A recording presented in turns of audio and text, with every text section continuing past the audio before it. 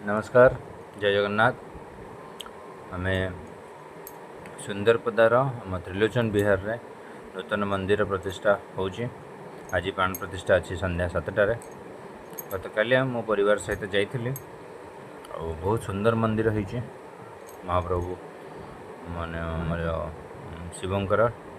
तो भल खाଇବା पीवा व्यवस्था होती। भजन संध्यार कार्यक्रम होती। तो प्रभु त्रिलोचन महादेव कृपारू कार्यक्रम बहुत भल होती। बहुत वर्षा बहुत भल व्यवस्था कराई। गोटे पटे रोषे हो गोटे पटे खावाई आप देखिपे जो टेंट होता खावाई ये भजन संध्या हो बहुत बड़ आयोजन हो 5000 ऊर्ध्व लोक एका बड़े ठिया ही खाईपर से व्यवस्था